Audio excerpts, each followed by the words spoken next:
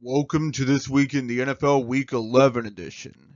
Get ready for some garbage.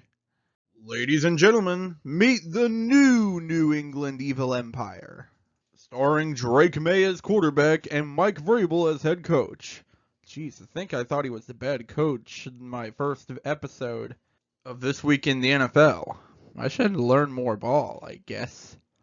Or perhaps I could get a life. Just a suggestion. The NFL really thought this product was good for Spaniards. I know nobody expected the Commanders and Dolphins to be this bad this year, but let's pretend that they knew somehow so that we can laugh at them more. The late season Dolphins saving Mike McDaniel's job. How unfortunate. At least it'll give you false hope for next year. Rejoice. Nice to see a good old-fashioned tank battle between rookie and technically ineligible for a tank commander position Cam Ward and legendary tank commander Davis Mills, who actually isn't doing a great job at tanking himself. He's just winning way too often, perhaps because of an insane Texans defense that continues to carry them to victory. Now, if only you could find the real offense out there. And the Atlanta Falcons have now completely fallen apart. Seems to happen every time I say they look like Super Bowl contenders. I mean, can you really blame me when they have the consistency of dated milk? Also, the Panthers would literally be first in the NFC South right now if it wasn't for a loss to the Saints. Maybe Tyler Shaw is better than advertised. If quarterbacks were power ranked by their clutchness, JJ McCarthy would be Tom Brady. Man does absolutely nothing for 3 quarters and then suddenly wakes up and finds his groove. This time, though, it was too little too late as the Bears managed to drive down the field and kick a field goal to move to uncontested first place in the NFC North. Wow. Maybe the Lions really do need Ben Johnson. Then again, the Bears' remaining schedule is really tough, so they probably will fall apart. Sorry, Chicago. Holy moly, are the Jags super inconsistent. They win games they aren't supposed to win, and they lose games they aren't supposed to lose. How does a team even operate like this, let alone hold a playoff spot? I don't know. Ask the Jags, but they probably won't either. Probably the most interesting thing about this game was Ja'Marr Chase's saliva, and I do not say this lightly. Also, Aaron Rodgers got injured this game, so unfortunately that looks like the end of his career and the end of the Steelers' playoff chances. He may come back, but at this age and at Heinz Field, I have my doubts. Defense? What's that? Is that some cave art lost to time? Because it sure wasn't in this game, but who needs defense when you have Josh Allen scoring 6 touchdowns on his own? That's the question the Buffalo Bills ask themselves every year. And I think they actually do need defense, because their goal every year seems to be the Super Bowl, and buddy, they have not made it yet. Wait, you mean the Packers struggled to beat an inferior foe they should have easily beat? Say it ain't so! At least this time they actually managed to finish the job instead of fumbling it away like they did the last time they did something like this. Also, famous Jameis was out there cooking up a delicious turnover for the Packers. That always helps. Shader Sanders finally got his first NFL action because Dillon Gabriel had to be yanked because of an injury. And I'm not gonna lie, Sanders wasn't great. It was one of the ugliest quarterback debuts I've ever seen out in the NFL. Do I think people should dunk on him or any other part of the Browns organization, for that matter, on how he performed? No. It was only his first NFL game and against a team playing with a lot more on the line. Let's see how he does against the Raiders. If he does great, he's learning. If not, I'll just be over here wishing for Dillon Gabriel to come back ASAP.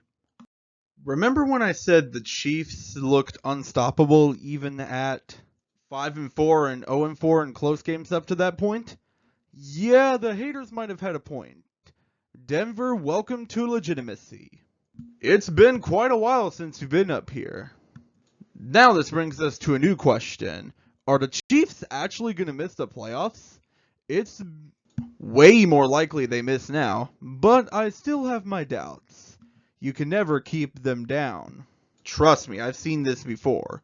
If they lose to the Colts, though, we might have to talk about the Chiefs totally missing the playoffs. I wonder when the Seahawks are going to turn on Sam Darnold. Because, fellas, 4 interceptions in a big game, that just ain't going to cut it. I'm actually a little amazed this came down to a field goal, if I'm being totally honest. Rams, welcome to legitimate status. But not too legitimate status, because you guys really should have won by a lot more there. Welcome back, Brock Purdy.